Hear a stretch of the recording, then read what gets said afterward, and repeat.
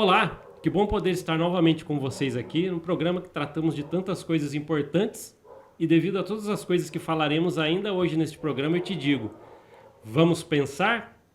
Olá, Bia, tudo bem?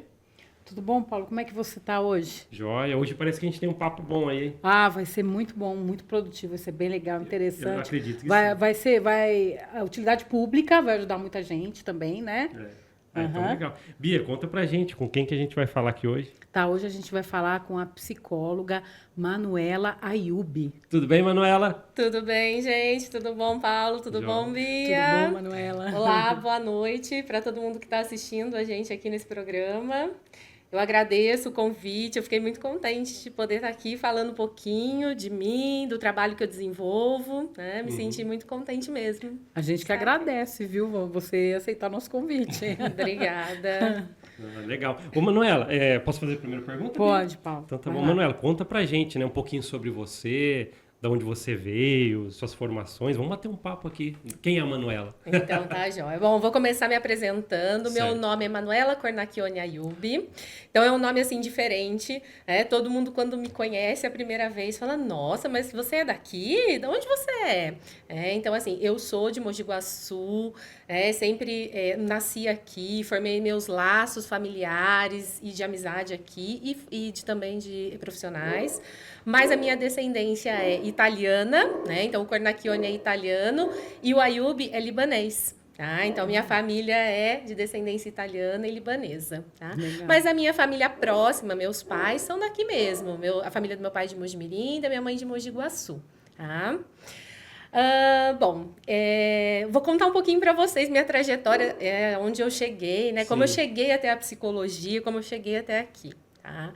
Então, na minha adolescência, estava eu lá, aquela dificuldade, que profissão seguir, para onde eu vou, aquele momento que a gente busca orientação profissional, né? As crises, né? Da adolescência mesmo. E aí minha família disse, não, vamos fazer terapia, né? Vamos colocar a Manuela lá para fazer terapia.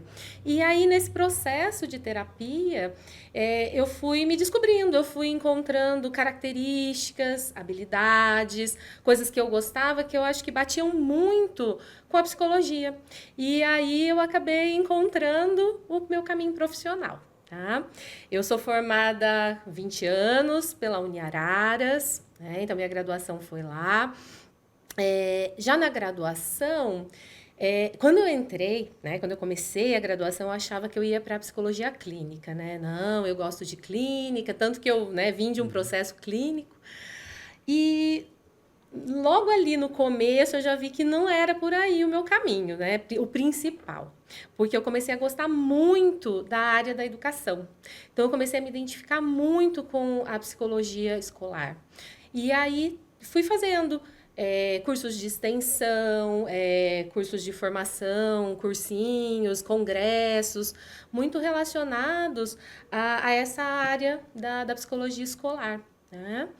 E eu gostava também da psicologia clínica, então eu acho que ali eu fui mesclando também com a psicologia clínica na área infantil, porque eu acho que tinha um pouco a ver com a parte educacional. Né? Então a minha formação já na graduação foi caminhando muito para a área da educação e um pouquinho da clínica com crianças. Tá?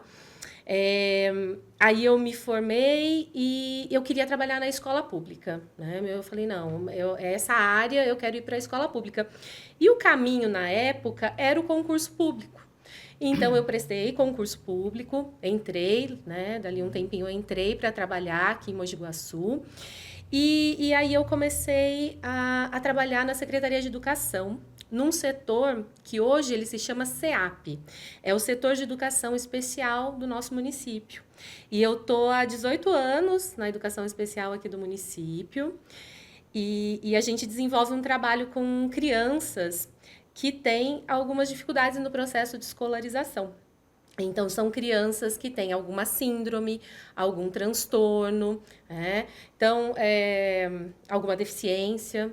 Então, a gente tem crianças com deficiência intelectual, crianças com transtornos de aprendizagem, que é dislexia, descalculia,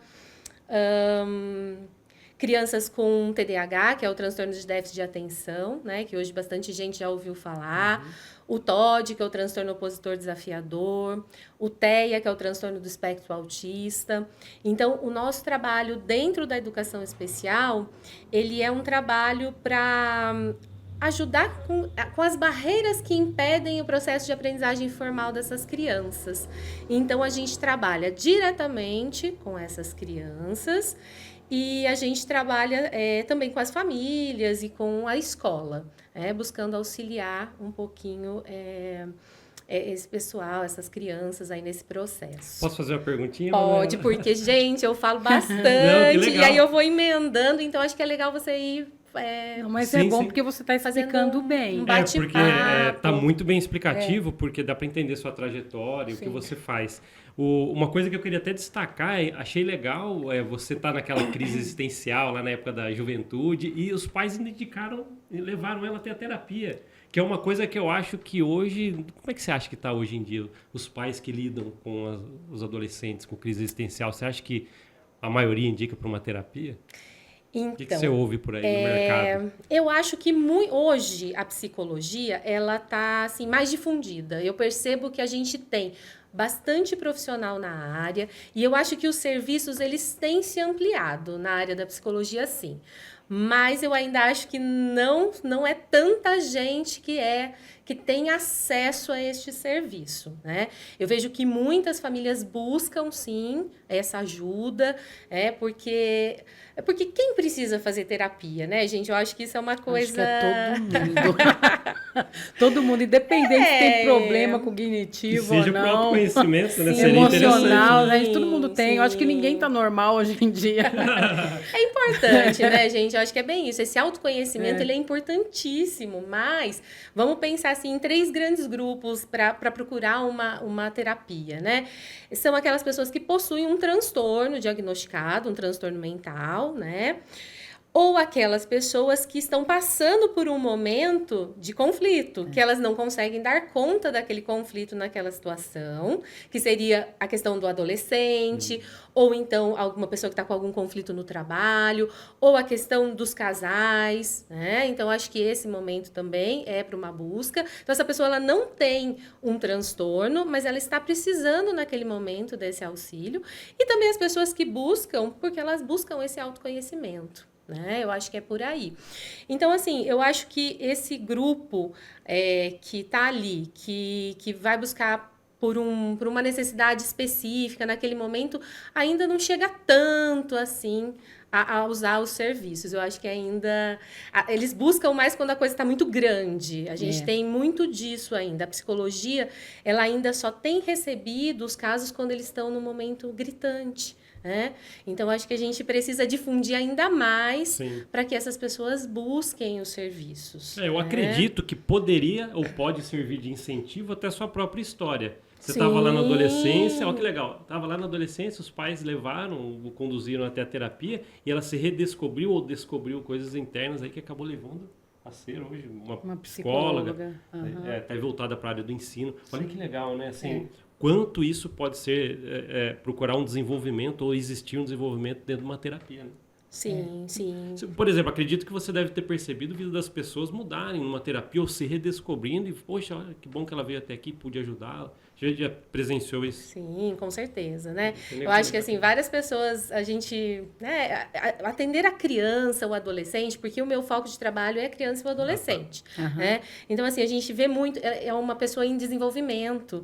E aí, você vê esse caminhar, né? Eu acho que isso é muito gratificante. Você vê aquela pessoa e ali, dali um tempo, ela volta e fala, olha, eu te encontro, eu falo, olha que bacana, olha onde eu cheguei, olha onde eu tô, olha como as coisas aconteceram para mim. Eu acho que isso é muito gratificante no trabalho da psicologia, né? Acho que é por aí mesmo. Então, é importante que a gente tenha acesso. Então, eu não pensar assim, a psicologia... Eu acho que isso já quebrou um pouco. É para quando a pessoa não tá bem, né? Ela tá louca, ela tá com um transtorno, um problema grave. Não é para isso apenas. É também. Mas é também para que a gente possa lidar melhor com as situações cotidianas, né? Que seja para a escolha profissional ou para lidar com uma situação familiar que está conflituosa ou nas relações sociais, que eu acho que isso é um foco muito importante hoje da adolescência. Quando a gente fala na adolescência, hoje, não é só a questão da escolha profissional, mas também a questão dos relacionamentos sociais, que eles já vêm tendo uma modificação quando a gente tem as redes sociais, né? Em que o adolescente passa a estar mais dentro do quarto, mais junto do celular. E quando vem a pandemia e cria um momento de afastamento muito grande, dificultou ainda mais esse processo. Então, a gente encontra muitos adolescentes, crianças e adolescentes, com dificuldade no que a gente chama de habilidades sociais. Então, acho que isso é um foco importante hoje da psicoterapia, para essa área ali da criança e do adolescente. Aqui na cidade de Mogi Guaçu, você falou que ajuda num qual departamento? A educação especial do município. Muita gente procura, tem muita gente ali, é fácil uma pessoa ter esse atendimento? Na verdade, assim, o encaminhamento, a porta de entrada do nosso serviço é a escola. Então, são as escolas do município, as escolas municipais fazem o encaminhamento para este serviço. Então, não é aberto diretamente ao público, não é pelo serviço de saúde, é pela educação mesmo que se chega até ali. A gente atende uma média ali, né, de umas 400 crianças, mas... 400 crianças por dia? Não. 400 crianças naquele momento. Tá. Não, é no momento, assim. Tem uma rotatividade porque elas têm alta, né, do processo e tal, mas hoje vamos pensar assim que a gente está atendendo um grupo de 400. Hoje, no total, tá 400 crianças. Mas tem uma lista de espera, né? A gente tem sim, porque faltam profissionais na área. A gente não tem... ali nós somos, na área da psicologia, nós somos 4 profissionais. Nossa, então, assim... tá faltando, porque é pouco, né? Sim, são pouco. É muita demanda. O município ainda oferece um serviço na área de saúde, que é o CAPS, né? Que hoje se chama... Ai, eu esqueci o nome do serviço agora. Porque tem o CAPS infantil e tem o CATEA também, que é recém-inaugurado, que é o Centro de Atendimento ao Autismo.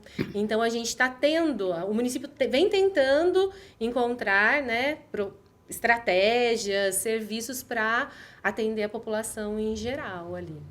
Mas ainda a gente tem um caminho a seguir, porque tem muita gente precisando e ainda nós não temos a quantidade de profissional necessária para atender essas crianças e esses adolescentes. Entendi. Fala para mim mais a respeito desse TOD, que eu não sei exatamente o que é. O que é TOD? TOD é o transtorno opositor desafiador. O que é, assim? É um transtorno que ele se caracteriza por comportamentos em que a criança ela tem, primeiro, uma irritabilidade muito grande, ela desafia figuras de autoridade, ela tem dificuldade em seguir as regras, os comandos, então ele é opositor porque ele se opõe àquilo. E ele tende a desafiar as autoridades, né? O pai, a mãe, um professor, porque ele não consegue realizar aquilo que está sendo solicitado. E, às vezes, por exemplo, esse TOD ele pode estar associado, por exemplo, com o TEA, o transtorno do espectro autista? Sim. O TOD, geralmente, ele vem associado ao TDAH. É muito comum crianças que têm transtorno do déficit de atenção e hiperatividade apresentarem como comorbidade o TOD. E as crianças do espectro autista também terem o TOD como comorbidade. Então, nunca é uma coisa só isolada. Ele pode ser, sim. Pode ser isolado, sim. Mas daí seria alguma coisa comportamental dentro de casa?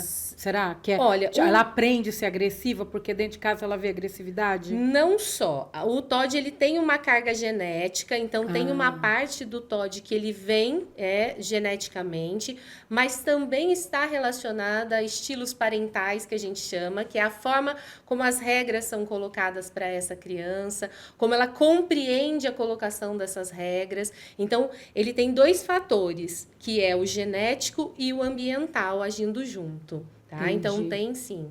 E é muito comum a gente encontrar associado o TOD a outros transtornos de neurodesenvolvimento. A gente chama o TEA e o TDAH de transtornos do neurodesenvolvimento. Porque é o desenvolvimento neurológico que é alterado nesse transtorno. Então, se você vai fazer, por exemplo, um exame clínico, um exame para ver a estrutura ali do cérebro, não tem modificações.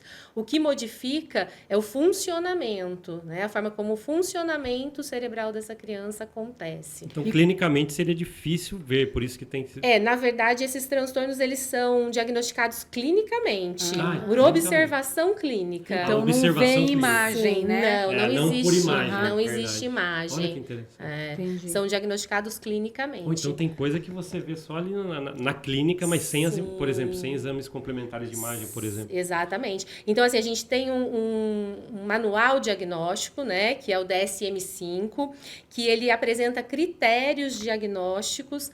E aí, essa criança ela precisa cumprir alguns critérios diagnósticos para ser caracterizada com aquele transtorno. Então, ela precisa ter alguns comportamentos que duram um determinado tempo e que afetam ela mesma negativamente ou os que estão ao redor para ela ter o diagnóstico. Então, a gente tem alguns crivos que auxiliam nesse diagnóstico. Outra dúvida também que eu tenho nesse TOD. Por exemplo, não necessariamente, às vezes tem gente, adolescente, ou até, às vezes até adulto mesmo, que assim, ele não obedece ninguém, ele é agressivo, é mais ou menos isso, né? Mas seria, às vezes, todo caso da pessoa que ela como é que fala? Ela não obedece à autoridade. Seria um caso de TOD ou não? Na verdade, o TOD ele é diagnosticado na infância. Ele é um transtorno da infância. Né?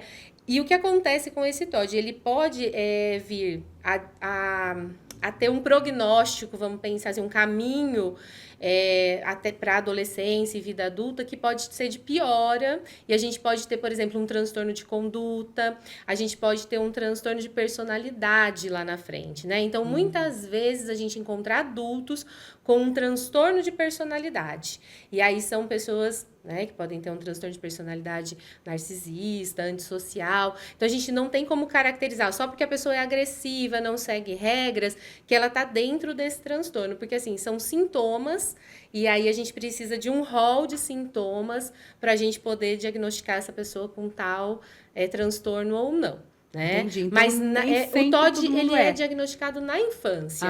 Na vida adulta, a gente vai encontrar transtornos de personalidade, porque esses traços comportamentais, se eles não forem tratados na infância, eles vão se mantendo. E aí eles vão se tornando cristalizados. E aí eles são... daí já é uma personalidade, um transtorno transtorno de personalidade. Né? Nossa, é um funcionamento daquela pessoa. Então quer dizer que se você trata desde pequeno, você pode salvar a vida, né? Sim. A pessoa não tem nenhum transtorno. A gente consegue diminuir muito a questão dos transtornos, né? Dos comportamentos daquele transtorno. Por quê, gente? Assim, a medicação existe para transtorno. A gente encontra várias medicações que auxiliam a diminuição de alguns comportamentos, de algumas situações, tem sim. Mas a terapia, ela serve para ir oferecendo estratégias, né, ambientais para que eu consiga mudar esse comportamento. Né? O remédio por si só, ele não vai fazer isso. Entendi. Então, por exemplo, uma criança que tem um TDAH, um transtorno de déficit de atenção e hiperatividade, ele pode tomar uma medicação? Pode. É indicado na maioria das vezes, né, dependendo do caso ali, que o médico veja, a maioria das crianças toma. É um metilfenidato. Que é um remédio específico para o transtorno de atenção e déficit de atenção e hiperatividade. Mas essa criança, ela tem que aprender estratégias para usar no dia a dia.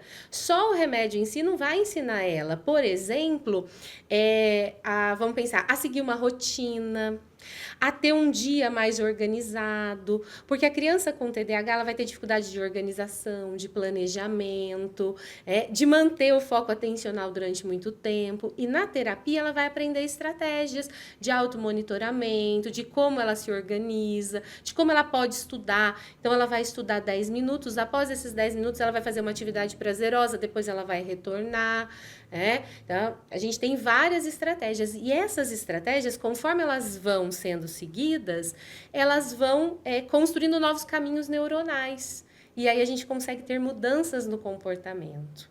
Olha como é importante fazer esse tratamento, né, na juventude, por exemplo, para quando se tornar um adulto e tiver os desafios da vida, trabalho, ele ser uma pessoa mais centrada, até ajudaria em todos esses itens. Eu acho que a psicologia, ela teve um ganho muito grande com a neuropsicologia. Então, a gente tem uma área da psicologia, que é a neuropsicologia, que passou a estudar o funcionamento cerebral. E trouxe muito conhecimento para a gente nesse sentido de que o comportamento pode ser modificado. Por quê? O cérebro ele tem caminhos neuronais. E como que a gente modifica? Como a gente constrói novos caminhos? É fazendo novas coisas. Então, se eu começo a utilizar uma estratégia específica, eu construo um novo caminho neuronal. E aí eu consigo seguir esse caminho. Então, eu acho que isso é muito bacana. É isso que a terapia consegue ir ajudando a pessoa a criar novas estratégias para ela agir diferente. E isso para qualquer pessoa. A gente não está falando só de criança, não. A gente está falando de adolescente e de adultos também. Porque tem adulto que descobre que tem TDAH só depois de vazado, velho. Né? Mas... Sim, às vezes com 40, 50 anos. Nós estamos tendo um aumento muito grande no diagnóstico, porque hoje tem muito estudo e muita gente que lá atrás sofreu com características de TDAH e não sabia que tinha TDAH e está sendo diagnosticada na vida adulta. Nem sabia o que era isso, porque nunca ouvi falar. Exatamente. Eu mesma. Eu acho que eu fui saber o que era TDAH, o quê? Com 40 anos. Sim.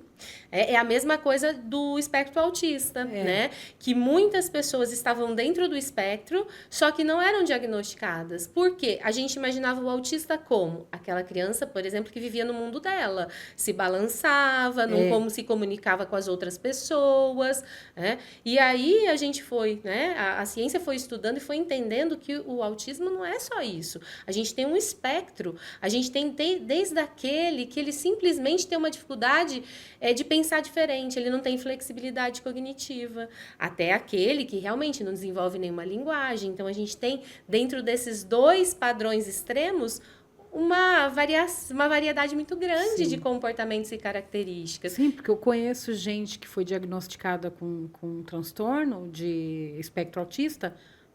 Mas você olha assim, é uma pessoa normal, porque quando a gente fala assim, transtorno de espectro autista, o povo pensa, nossa, é um problema grave, né? A pessoa já começa a imaginar a pessoa assim, até com aparência diferente. E não tem nada a ver É aquela pessoa que não se comunica com ninguém, não vai conseguir interagir, não, de maneira alguma. A gente tem muita pessoa aí, inclusive no mercado de trabalho, bons profissionais que estão dentro do espectro. Eles têm hiperfoco, né? Quando eles são, assim, direcionados para fazer uma coisa que gostam, eles fazem bem feito. Sim, com certeza. Então, a gente tem aí um ganho muito grande dentro da psicologia, da neuropsicologia, recentemente, que tem ajudado muito as pessoas a se compreenderem e buscarem estratégias para lidar com aquilo que está mais difícil e conseguir conviver melhor em sociedade, né, gente? Eu acho que é isso. Deixa eu só falar, Manuela, e você acha que aumentou o TDAH? A gente está tendo uma epidemia de TDAH? E de transtorno de espectro autista?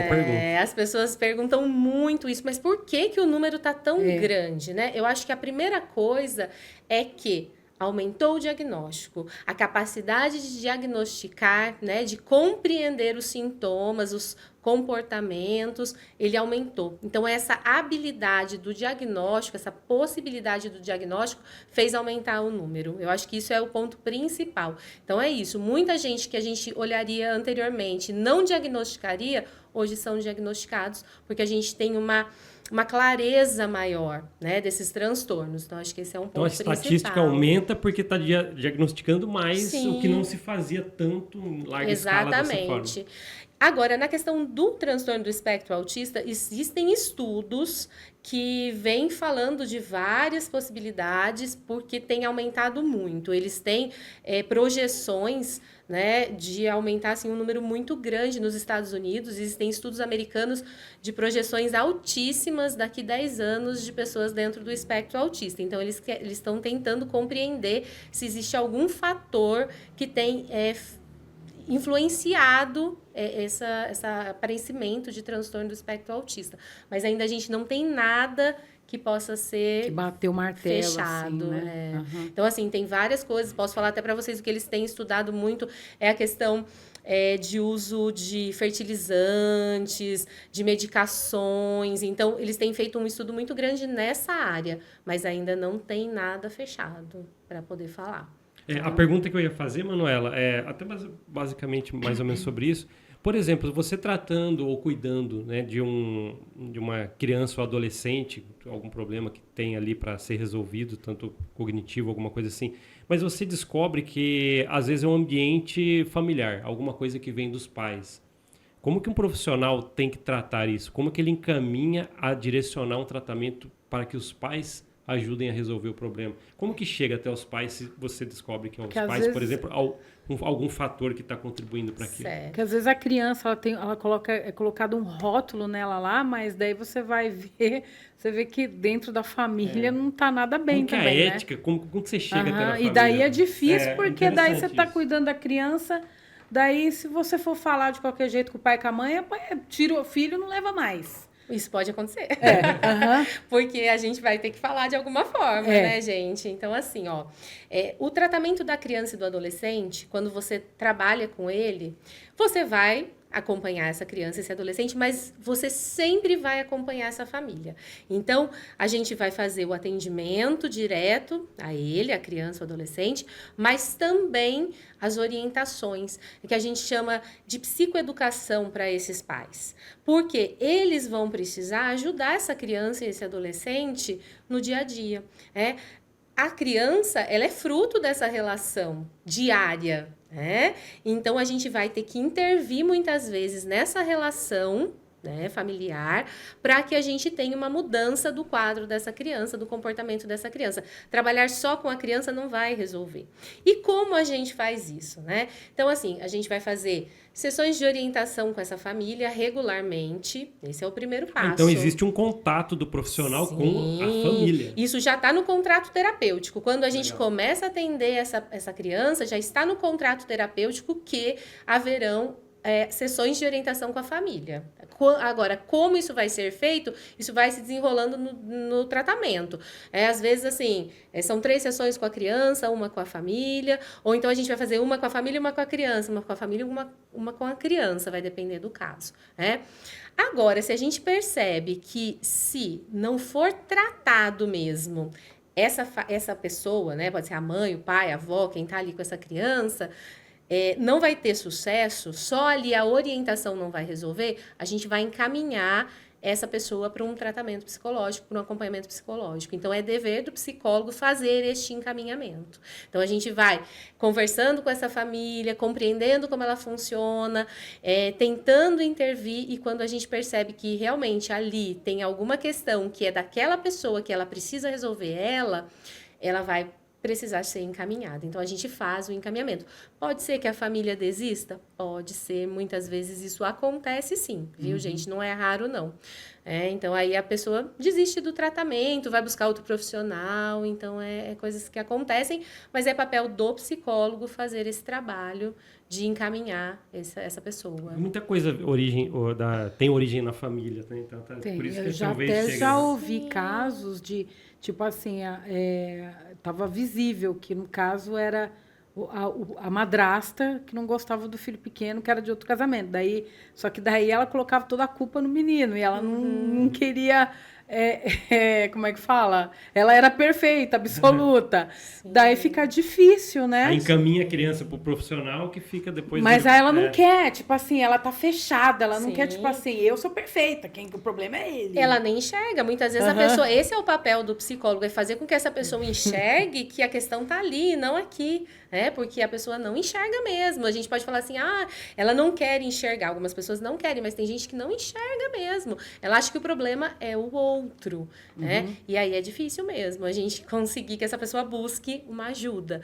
Mas isso é bastante comum. Por quê, gente? O ser humano é um ser biopsicossocial. Então, a gente se forma com o quê? Uma parte é genética, biológica, uma parte é psicológica, são os processos mentais, e a outra é social, que é o quê? É o ambiente. Então, é óbvio que o ambiente em que essa criança está vai afetar totalmente o desenvolvimento dela, né? Então, a gente vai encontrar muita coisa que a gente precisa trabalhar com a família para mudar na criança. Vou falar para vocês assim que tanto que já está no contrato terapêutico o acompanhamento da família.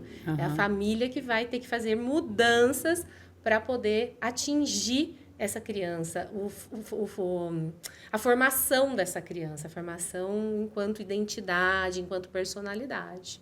Qual seria a diferença de uma terapia familiar dessa que você faz e de vez em quando, se necessário, aciona os pais? Qual a diferença? É a abordagem. Então, a gente tem algumas abordagens dentro da psicologia. Então, a gente tem a psicologia, né, um todo, mas ela tem abordagens de funcionamento. Então, a gente tem a abordagem psicanalítica, a gente tem a abordagem comportamental, cognitivo-comportamental, a humanista, a sistêmica. Então, geralmente, a terapia familiar, ela é feita por abordagens que são sistêmicas, trabalham ali a família como um todo.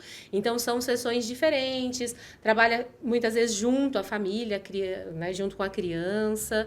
Então, tem diferença de acordo com a abordagem que o profissional trabalha. É essa a diferença. Daí o profissional vê qual que se encaixa mais para cada perfil? Não, na verdade o profissional tem a abordagem dele. Então o profissional estuda e se forma dentro de uma abordagem. E aí ele, por exemplo, a gente chegou um caso esses tempos para atendimento de mutismo seletivo. Então um caso de mutismo seletivo é um transtorno em que a criança ela fala só em alguns ambientes ou só com algumas pessoas. Para um atendimento na área da psicanálise, a gente já não indica. Então, um profissional que tem a base de trabalho dentro da psicanálise nem sempre vai conseguir dar suporte tão bem quanto um profissional da área cognitivo-comportamental. Então, aí a gente encaminha para um profissional da área cognitivo-comportamental. Né? Os transtornos, por exemplo, que a gente trabalha, né? Lá a psicanálise não cuida de transtorno, né? Cuida sim. Mas só que a forma de abordagem é diferente, Uhum. né? É uma construção diferente. Por exemplo, o cognitivo-comportamental, ele vai trabalhar os aspectos a partir da cognição mesmo. Ele vai mexer no comportamento, no pensamento e nos afetos. Mas ele é bem direcionado, então ele tem protocolos de trabalho, as pessoas falam assim, hoje em dia, que a psicanálise não tem muita comprovação científica. As abordagens comportamentais já têm, né, comprovação científica de que você, trabalhando dessa forma, você alcança tal objetivo. Então, tem diferenças, mas é o profissional que escolhe a abordagem com a qual ele mais se identifica. Entendi. E aí a pessoa busca, né? Às vezes ela sabe, às vezes ela não sabe. Tem gente que não sabe, nem pergunta a abordagem do profissional, né? Porque às vezes ela nem sabe, né? Que tem todas essas diferenças. Mas né? tem sim. Uhum. Tá? Então, vai depender do profissional. E aí a gente indica para alguns transtornos, algumas coisas, um profissional, uma abordagem ou outra. Mas, em geral, o profissional da psicanálise ele pode atender qualquer pessoa com qualquer transtorno. Vai da pessoa achar que para ela aquilo ali tá legal, tá funcionando, tá fluindo bem. Tá? Então não tem falar assim, essa pessoa tem tal transtorno, ela só pode ser tratada por uma abordagem de terapia familiar. Não tem. Então a pessoa vai onde ela se sente bem e de acordo com o que ela acha que está fluindo melhor a terapia ou não. A questão... Só perguntar mais um pouquinho. Vai você, e, por exemplo, já aconteceu o caso de, por exemplo, no caso onde você, né, como você falou, o sistema que funciona é a escola que indica o aluno se ele precisa, né, do atendimento, de acompanhamento. Já aconteceu de um profissional da escola fazer um diagnóstico equivocado? Na verdade, a escola não faz diagnóstico. Ela levanta uma hipótese, né? O professor fala assim, olha, eu acho que esse aluno aqui ele tem dislexia. Já aconteceu dele falar, ela tem isso. Daí chegar lá não é bem assim. Sim, já aconteceu, sim. Às vezes a pessoa fala assim, olha, essa criança aqui, nossa, eu tenho certeza que o quadro dela é TOD, é transtorno opositor desafiador. E, na verdade, não era, né? Uma criança ali com um quadro, por exemplo, dentro do espectro autista. Mas porque o profissional dentro da escola, ele não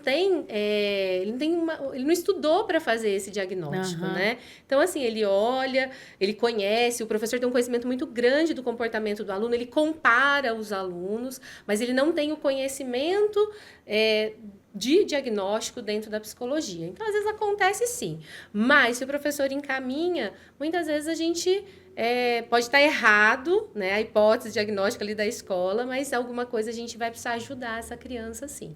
Mas já aconteceu assim, é a diretora que indica? Não, na verdade é o professor. O professor observa que aquela criança está tendo dificuldades, né, no processo de aprendizagem. A gente tem um questionário que essa pessoa preenche, que o professor preenche, para dar até um direcionamento para a gente de quais são as dificuldades que ele está enxergando. Esse papel é preenchido pelo professor juntamente com o coordenador pedagógico, e aí chega até a equipe para que a gente possa avaliar a situação. E, por exemplo, vou dar um exemplo. Por exemplo, se os pais ou a mãe, ela vê que o filho tem alguma dificuldade, mas a escola não falou nada, ela pode chegar para a professora e falar assim, olha, minha filha, eu acho que ela tem isso, ela está com dificuldade naquilo, né? Como é que eu faço para ter acesso a atendimento? Sim. Tem como? Será que dá? Sim, a família pode falar para a escola, olha, eu vejo que meu filho não está indo bem, então, mas a decisão é da escola de encaminhar ou não. Quando a família ela quer buscar o atendimento psicológico, ela tem o caminho da saúde dentro do nosso município. Então, vai buscar o posto de saúde, passa pelo pediatra, explica para o pediatra o que está acontecendo e o pediatra vai encaminhar para o serviço de saúde mental, né? Que Entendi. seria lá o CAPS infantil. Aí, quando a família procura, geralmente é por esse caminho. Mas, se tem a ver com o processo de aprendizagem, ela pode falar para a escola, olha, eu gostaria de um encaminhamento, tal. Vocês também observam, mas a escola só vai encaminhar se realmente dentro da escola acontece alguma dificuldade, tá? Entendi. Então, às vezes é difícil, né? Porque às vezes a escola, é tanta demanda, né? 40 alunos dentro de uma sala de aula. Como é que a professora vai, às vezes nem é culpa dela, é porque não dá mesmo. Sim. Né? Mas olha, eu vou falar pra você, o pessoal a gente tem um olhar atento, sim, viu? Eu posso falar assim, a gente tem parceria com as escolas, eu tô muito próximo nas escolas, porque a gente também faz orientação pro professor, tá lá dentro. Eu acho que a tendência maior é até encaminhar casos que nem tem uma necessidade tão grande. Eu acho difícil acontecer de não encaminhar. Eu acho que é mais o professor até se preocupa muito, encaminha e chega lá a gente fala, poxa, mas acho que isso aqui, se o professor adequar lá, vai funcionar bem. Não precisa de um atendimento tão específico na área. A gente consegue só pela orientação. Então vocês orientam o professor também, né? Também. Isso é bom, isso é muito bom. Sim. A gente faz palestra, fala sobre transtornos com os professores, a gente trabalha, assim, com orientação da equipe gestora, docente. Legal. Dentro das possibilidades a gente vai trabalhando. Legal, eu acho que é muito corajoso, porque lidar com criança é tão, assim, delicado, né? Assim, às vezes você vê cada coisa, que às vezes dói o coração. Eu confesso que eu não tenho muita habilidade com criança, não. Entendeu? Às vezes dá gatilho emocional do que você passou na infância.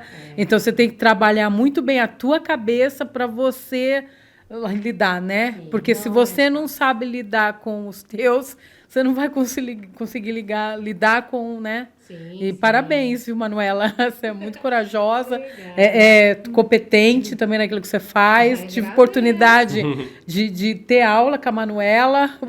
O pouco que eu sei de psicologia, porque, né, eu não fiz a faculdade de psicologia em si. Eu tive 1 ano de psicologia com você na faculdade de nutrição, mas assim, foi muito bom, abriu muita coisa. Entregou. E você é uma excelente professora. Obrigada, eu agradeço, Bia. Nossa, eu dei aula durante 10 anos também, né? Eu acho que assim, a minha paixão pela educação fica não só no atendimento, mas também em poder compartilhar meu conhecimento, assim, um pouco desse conhecimento com as pessoas. Eu acho que isso é gratificante. E trabalhar com criança, ele é desafiador, mesmo, não é fácil. Mas, ao mesmo tempo, é gratificante, porque a criança ela está em desenvolvimento. Diferente do adulto que já tem questões muito cristalizadas e é mais difícil de mudar algumas coisas, a criança está naquele processo de desenvolvimento. Então, a gente muitas vezes vê mudanças muito rápido. Então, algumas intervenções que você consegue, você já tem uma mudança. Então, também tem esse lado. Eu acho que é bem bacana. E satisfaz, né? A gente fica satisfeito, né? Certeza, que, pô, ajudei, né? Eu vi que fez tem os dois diferença. lados ali da moeda, trabalhar com criança. Bacana. Acredita que já chegou o nosso tempo, Bia? Então. Passou rápido, né? Muito rápido. Acho que eu ficava aqui mais uns 40 minutos. Chama ela agora no Mogi Guaçu do Futuro. Sei, né? Legal, dá pra gente bater o Porque tem que falar, esse assunto tem que ser mais difundido. As pessoas não sabem. sabem. Às vezes elas não sabem para onde que elas vão chegar. Às vezes elas não sabem que assim, o Estado, o município, ele oferece esse tipo de serviço, Sim, né, sim. de É trabalho. importante a gente difundir, eu acho que é importante a gente falar sobre, porque como eu disse para vocês, o município tem buscado ofertar mais serviços, mas a população precisa buscá-los também, para que o município cada vez mais consiga construir novas possibilidades, né? Se a gente fala assim, mas não tem demanda, não precisa construir. Então, a população precisa saber que tem serviços que pode buscar e precisa buscar, seja ali pelo posto de saúde, que eu acho que é o primeiro caminho, a gente buscar o pediatra, quando a gente fala de criança e adolescente, a gente vai buscar o pediatra, né? Ou mesmo a escola. São 2 caminhos que a família pode buscar para conseguir ajuda para as crianças e para os adolescentes. Ou então, né, algumas pessoas têm possibilidade de pagar particular e buscar um profissional particular também. Né? A gente tem essa possibilidade. Bacana, então. Então tá bom, foi muito legal o papo. Obrigado, viu, Manuela, por estar. Obrigada. Queria convidar você a olhar para a sua câmera e deixar suas considerações, uma palavrinha final.